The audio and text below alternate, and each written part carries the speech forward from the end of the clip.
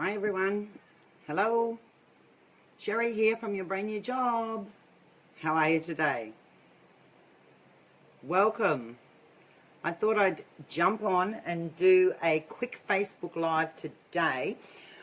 I did one yesterday and I was asking the audience, what areas do you struggle with when you're doing your resumes? So a lovely lady by the name of Beth jumped on and she asked about what size font should you use. Beth was worried that if the font that she used was too small, the reader wouldn't be able to read it clearly. But not only that, she worried if it was too large that she'd end up with a 7 or 8 page resume. So she's not sure how to structure that on her template. So I thought I'll do a Facebook Live. Maybe there's other people out there that are struggling with the same question and what size font to use. So welcome. Thank you for joining me here. For those that have just jumped on, my name is Sherry. I'm from your brand new job. And I guess I'm best known for helping people create resumes that get them invited to job interviews, because that's what your resume is supposed to do. So I'm glad that you've joined me here today. So let's get to the topic, the font. So it is really, really difficult to know what size font to use because you don't want it too large. But in saying that, you don't want the reader to have to work really hard to go and try and find the information that they're looking for. So this is the tricky bit. I want you to know this. When the reader initially opens up your resume, I'll tell you now, they pretty much don't read it in its entirety. So no one's really going to get right in and read your entire resume at the very beginning. So the second that they look at it, this is what they do. They scan your resume with their eyes. So they just scan through mainly the first page at this point, and what they're looking for is to see if there's something that's going to jump out and grab their attention to make them want to read a bit more of your resume. Does that make sense? So if that's the case, if your font's really, really small, they're not going to be able to see what they're looking for. It's not going to jump out at them. So please don't use super small font, like 9 and 10. So I recommend always that your first initial section of your resume, let's look at a 12 size font. Some people can have an 11 there, and 11's pretty easy to use. It depends on the style that you've chosen.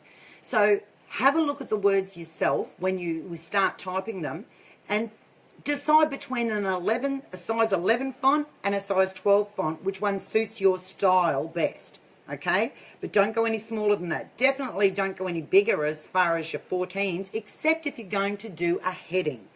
So if it's an important heading, I like 14s because we want the reader to be able to scan through your resume and see what they're looking for. So a heading will direct them to an area, or maybe your job title, in a larger font, and maybe a 12 and in bold, because if you make that in bold, the person that's scanning it with their eyes can actually look and your job titles will stand out.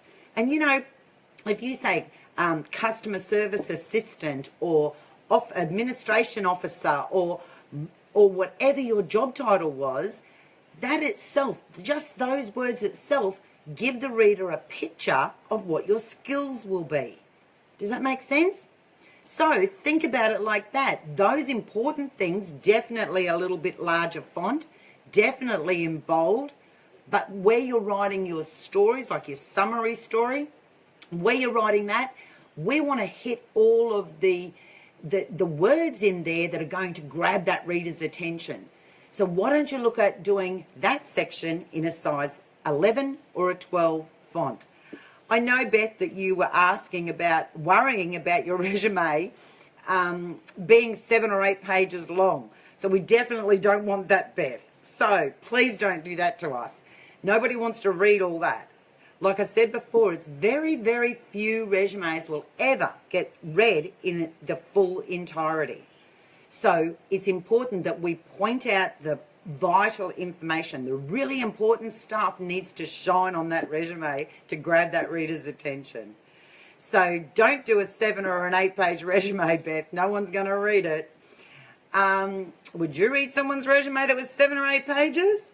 Seriously, they're pretty boring things to read, especially when you've read lots and lots and lots of them. They will read your resume though after they've been, you give them that attention, so you grab their attention, and that then takes you to the next step.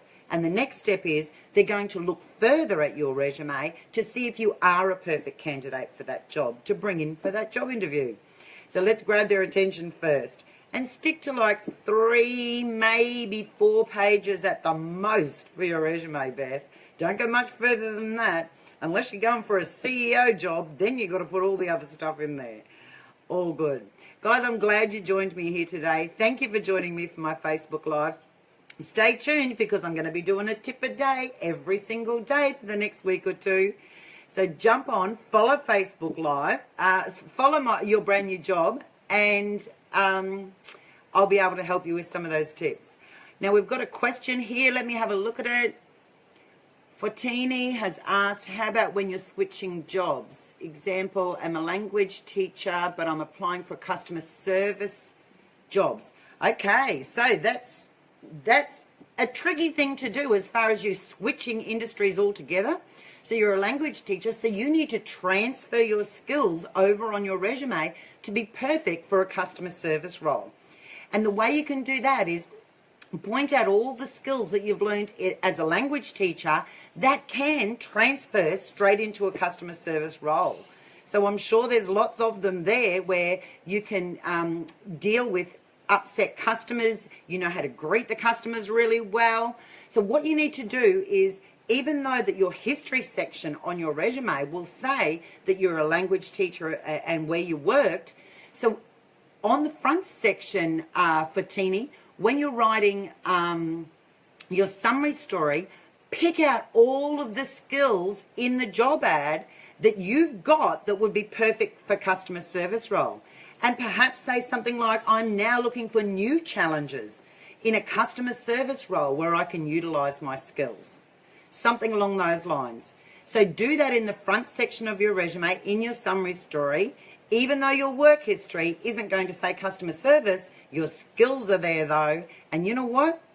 The only reason that anyone is going to hire you for any job is because you've got the skills that they're looking for.